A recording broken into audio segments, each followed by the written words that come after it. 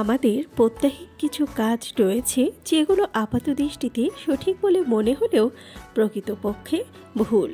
খাবারের পর দাঁত ব্রাশ করার কথা সবাই বলে, অনেকে অক্ষরে অক্ষরে সেটা পালনও করে। তবে আসল চিন্তার ব্যাপার হলো খাওয়ার পরপরই ব্রাশ করা সব সময় সঠিক সিদ্ধান্ত নয়।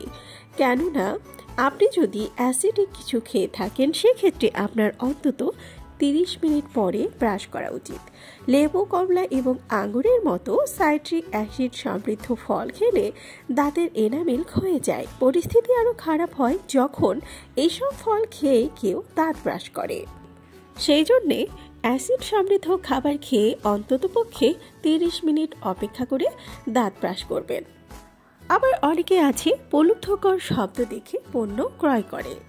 বিভিন্ন পণ্যের গায়ে ন্যাচারাল, হেলদি এবং লো কার্ব এসব কথা লেখা থাকে। এসব লেখা দেখে বাছবিচার না করেই দ্রব্য কিনে ফেলে। এতে ঠকে যাওয়ার সম্ভাবনা অনেক বেশি। এই জন্য পণ্য ক্রয়ের সময় প্রলুব্ধকর শব্দের চেয়ে ওই পণ্যে কী কী উপাদান আছে সেই তালিকায় চোখ রাখতে হবে।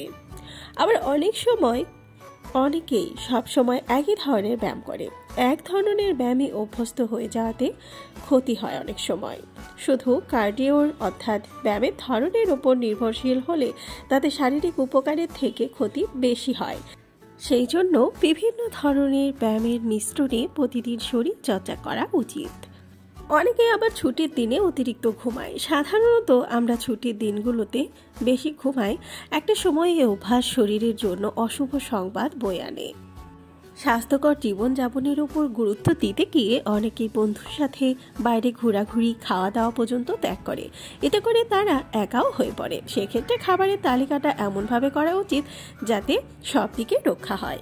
অনেকে আবার ওজন কমানোর জন্য দুপুরের খাবার পরিত্যাগ করে। ওজন কমাতে খাবার পরিত্যাগ করাটা পরিচিত কৌশল। দুপুরে খাবার না খাওয়ার অভ্যাস বেশি খাবার খাওয়ার চেয়েও আরও বেশি বিপর্যয় তৈরি করতে পারে অনেক সময়। অনেকে ওয়ার্কআউটের পর প্রোটিন শেক খায়। সাধারণত ব্যায়ামের পর অনেকে প্রোটিন শেক পান করতে পছন্দ করে। এই প্রোটিন পেশি দৃঢ় করা এবং ক্ষয়পূরণে সাহায্য করলেও মাঝে মধ্যে বিপদও ডেকে আনতে পারে। বিশেষ করে যারা রাতে ব্যায়াম করে তারা যখন ওয়ার্কআউটের পর প্রোটিন শেক খায় তাদের শরীরে প্রোটিন বেড়ে যাওয়ার সম্ভাবনা থেকে যায়। এতে করে কোমরে চর্বি জমে যাওয়ার সম্ভাবনাও বেড়ে যায়।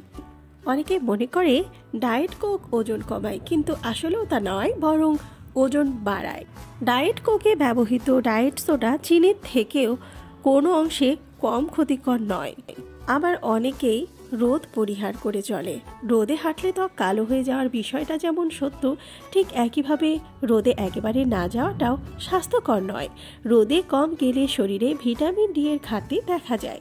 যেসব নারীরা নিয়মিত রোদে যায় তাদের কার্ডিওভাস্কুলার রোগ অর্থাৎ হার্ট অ্যাটাক এবং স্ট্রোক ও ডায়াবেটিস সহ আরও কিছু রোগ হওয়ার সম্ভাবনা অনেকাংশেই কমে যায়। অন্যদিকে যারা যায় না তাদের এইসব রোগে আক্রান্ত হওয়ার সম্ভাবনা বেড়ে যায়।